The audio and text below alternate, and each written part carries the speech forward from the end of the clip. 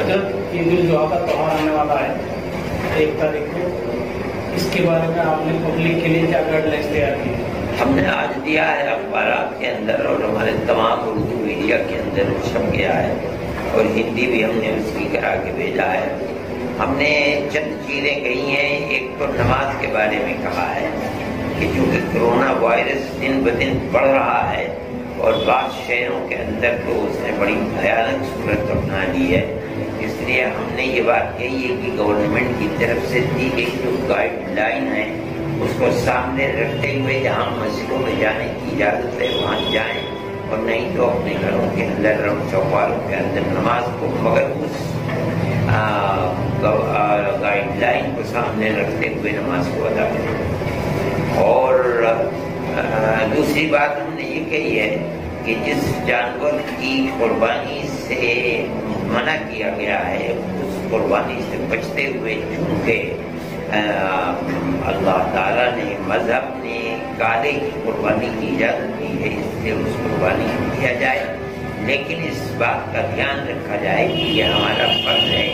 کہ کوئی بھی ایسا کام کسی دوسرے کے لیے تکلیف کا باعث بنے وہ اسلام میں کرنا جائز نہیں ہے، لہذا اس کی آرائش کو اس طریقے پر دفن کیا جائے کہ اس سے تعفن اور بدبو نہ پھیلے۔ تیسری چیز ہم نے یہ کہا ہے کہ جہاں قربانی ہوتی ہے وہاں قربانی ضرور کی جائے، اور اگر بالفرض و تقدیر کچھ لوگ کھڑے ہو جائیں اور قربانی سے منع کریں، ایسا کہ وہ سب ہوتا رہتا ہے اور پھر خبر طاقتیں اس طرح کے کام کرتی ہیں،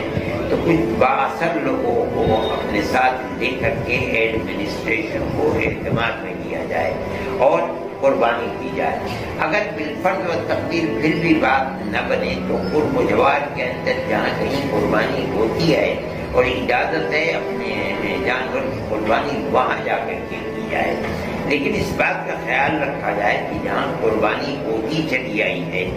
اور وہاں ایڈمنسٹریشن کے دفتر کے اندر آپ کے قصبے کا، آپ کے گاؤں کا نام درج ہے، یہاں قربانی ہوتی تھی، وہاں قربانی ضرور ہونی چاہیے، چاہے آپ بکرے ہی کی قربانی کرائیں اور اس کا اندراج بھی کرائیں، نہیں تو آنے والے سالوں کے اندر پریشانی ہوگی۔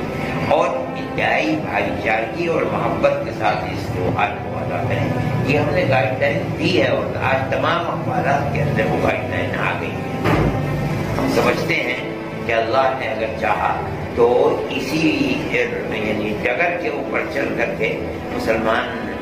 اس تہوار کو اپنے طریقے کے اوپر پورا کریں۔ سبسکرائب اشاعت الاسلام کیرانہ یوٹیوب چینل۔